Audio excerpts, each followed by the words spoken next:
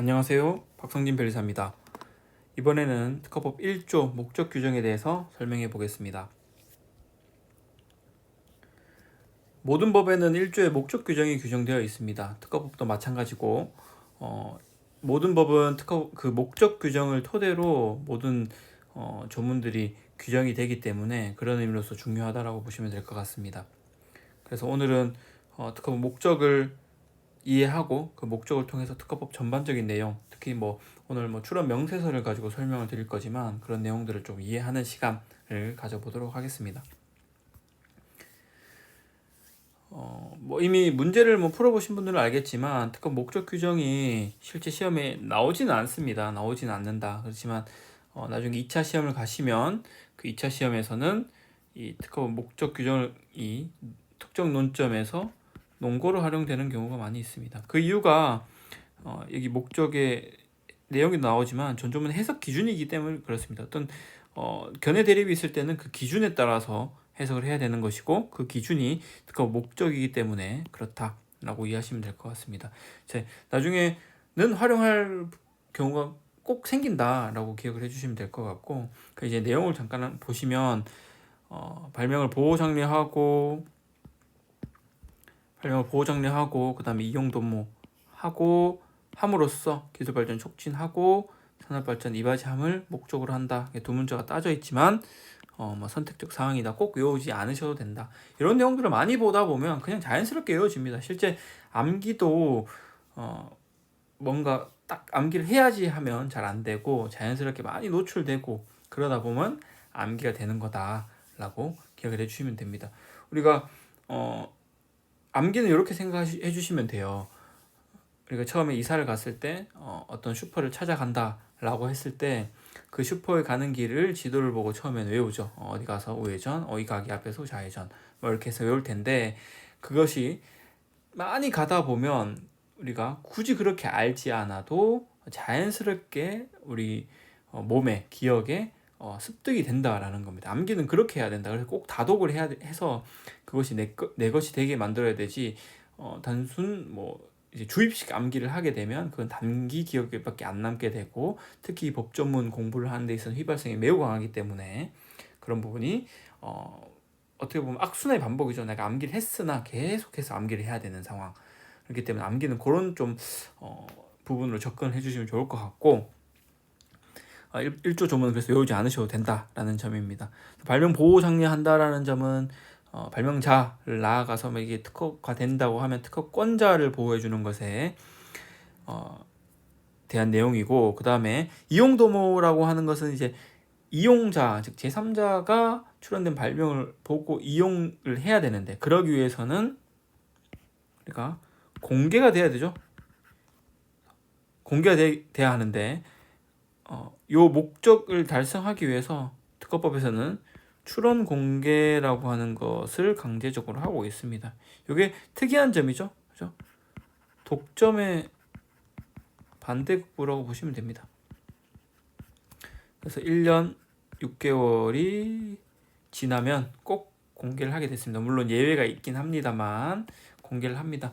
공개를 하게 되면 제3자가 그 공개된 발명을 보고 개량하게 되고 왜냐하면 그 발명이 어떤 문제를 해결하고 발명이 나오는 것이 대부분인데 그 문제를 해결했다고 하더라도 그 발명은 다른 문제를 내포하고 있을 수 있다라는 거죠. 그럼 어떤 다른 사람이 그런 부분을 또 개량을 했어요. 또 다른 사람이 또 개량을 했습니다. 이렇게 계속 하게 되면 이게 기술이 발전되고 그 다음에 궁극적으로는 산업이 발전하게 된다 라는 점이죠. 예를 들어보면 우리가 에어컨이 있습니다. 에어컨 스탠드형 에어컨을 이렇게 하다 보면 특정 사람에게 바람이 편중되죠. 편중됩니다. 그러면 누구는 올렸다가 더운 사람은 다시 내렸다가 이렇게 합니다. 이런 문제가 있어서 지금은 어떻게 나오죠? 무풍이 나오죠. 그렇죠?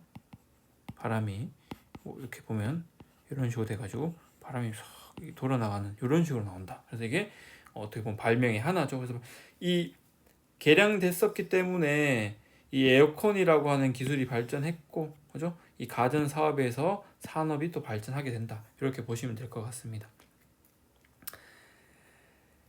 그래서 목적의 이제 해설을 보면 사익적 측면은 특허권자나 발명자를 보호 장려하겠다라는 것이고, 공익적 측면은 이 발명이 출원됨으로써 공개되는데 그 공개된 것을 이용 도모할 수 있게끔 해주는 것을 조화시키자라는 것이 특허법의 목적입니다. 판례 또한 이렇게 내용을 설명하고 있습니다. 발명자뿐만 아니라 이용자 이익도 보호한다라는 점이 명확하게 명시가 되어 있고, 그렇기 때문에 출원 공개 있다라고 했었죠. 강제하고 있다. 궁극적으로는 산업 발전에 기여함을 목적으로 한다라고 보시면 될 것 같습니다. 이렇게 내용을 간략하게 봤는데, 우리가 실제 출원 명세서라는 걸 가지고 목적 규정을 한번 이해해 보도록 하겠습니다. 특허 명세서를 보면 이렇게 청구 범위가 있습니다. 청구 범위 여러분들 들어보셨을 텐데, 청구 범위에는 청구항이 있다. 청구 범위가 나중에는 권리 범위가 되죠. 그렇죠? 그래서 그거는 권리 범위가 되기 때문에 명확하고 간결하게 기재하라고 하는 42조 4항 2호에 있죠. 이렇게 있습니다. 그 내용이 규정되어 있다. 그래서 청구항에는 어떤 내용이 들어가냐면 발명의 구성이 들어가게 됩니다. 구성을 보시면 이렇게 이거는 컵 뚜껑에 대한 발명인데, 이걸 이제 설명하기 전에 우리가 실제로 테이크아웃 잔에서 받아서 이렇게 카페 가면 이런 거 많이 보셨죠? 그죠? 이런 컵에 뜨거운 음료가 담아서 나오는데 이걸 먹게 되면 우리가 혀가 데인다라는 겁니다. 그래서 혀가 데이니까 그 문제를 해결하기 위해서 이런 발명이 나왔다. 컵 뚜껑 발명이 나왔다라고 보시면 되겠습니다. 컵 뚜껑 발명이 어떤 구성을 갖느냐, 본체부가 있습니다. 그죠? 컵 뚜껑 본체부는 이렇게 구성이 되고, 그 다음에 음용부가 있다. 음용부는 120번. 우리가 실제로 이 음료가 나와서 먹는 부분을 말하겠죠. 증기 배출구 130. 이런 부분도 실제로 우리가 카페에 가서 보시면 이렇게 다 되어 있습니다. 그죠? 더 나아가서 여기서는 가이드 홈부라고 하는 것이 더 있네요. 그죠? 요게 아마 어떻게 우리가 먹으면서 이 뜨거운 음료를 먹으면서 혀가 데이지 않게끔, 음용이 불편하지 않게끔 하는 구성이 아닌가 싶습니다. 그죠? 이런 구성들이 들어가 있는 게 청구항입니다. 그죠? 구성이 있고, 구성의 결합 관계를 잘 적으라고 하죠. 그죠? 이렇게 청구항이 녹아나 있다. 그래서 청구항이 이렇게 있는데, 그러면 요 발명이라고 하는 것이 어떻게 도출되어 있는가를 나타내는 게 명세서라고 보시면 되는데, 어떤 논리적 구조를 가지고 나타나 있는지 다음 페이지를 가서 보도록 하겠습니다. 보시면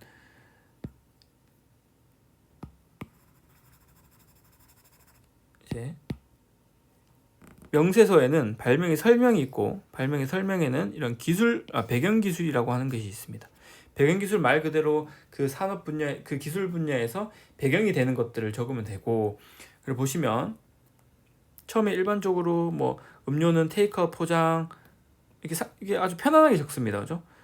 컵 뚜껑 등을 이용한다. 그래서 음용구를 입에 대거나 빨대를 꽂은 상태로 음용을 한다라고 합니다. 근데 여기서도 가장 중요한 것은 배경 기술에서는 어떤 문제에 대한 인식이 나타나 있다는 겁니다. 그래서 이 음용하는 과정에서 뜨겁게 되면 입술 데인다죠. 데이는 경우가 있다. 이런 문제, 즉 불편함이 있다라는 점이죠. 그런 것들이 배경 기술에 나타나 있습니다. 이 나타난 문제를 가지고 어떻게 할 것이냐. 그래서 발명의 내용을 다시 보시면 그 문제 인식이 있었죠. 문제에 대한 인식이 있었고, 그 문제 인식을 해결하는 것이, 그죠?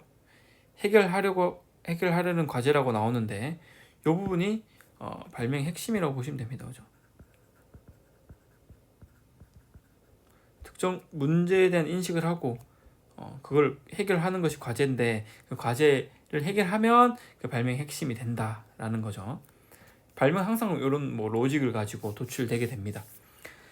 그래서 앞서 언급한 문제를 해결하는 것이 우리가 이 발명에서 이 내용이고, 어떻게 해결할 것이냐, 수단이 나옵니다. 수단이라고 하는 것은 이제 구성이 되는데, 구성은 우리가 청구 항에 아까 보셨죠? 청구항에 나타나게 됐고, 그런 이런 문제를 가지는데, 그죠? 문제를 가지는데 이 구성을 적용하게 되면 이런 효과가 나오겠죠, 그죠? 우리가 아까 언급한 표현에 의하면 우리가 음료를 뚜껑을 닫은 채로 용이하게 음용할 수 있다. 뜨거운 음료를 먹으면서도 혀가 데이지 않을 수 있다라는 것이 효과겠죠. 그죠? 사실 그래서 목적과 효과는 표현이 다를 뿐 거의 동일한 내용이 기재가 되어 있다라고 보시면 됩니다. 특허 명세서는 이런 하나의 논리적 사고 과정을 거친 것들이 기재된 문서 내지 문헌이라고 보시면 됩니다. 되게 논리적인 문헌이죠. 이렇게 기재가 되어 있다라고 보시면 됩니다. 요 내용만 보더라도 발명이 이해가 되지만, 우리가 이용도모 측면을 아까 봤었죠. 이용도모 측면을 보게 되면 제3자는 단순히 요 구성만을 가지고는 발명을 이해하기에는 조금 부족하다. 그래서 실제로는 명세서에 더 추가되는 내용이 들어갑니다. 이렇게 발명의 설명 중에서도 실시하기 위한 구체적 내용, 이게 뭐 이제 상세한 설명이라고 하는데, 법률상 용어에는 사라졌지만 뭐 시행 규칙에는 여전히 있습니다. 그죠? 그리고 이게 플러스 도면입니다. 이걸 가지고 이용할 수 있게끔 상세하게 기재를 한다라는 점이죠. 그죠? 이렇게 쭉 들어가 있다라는 내용입니다.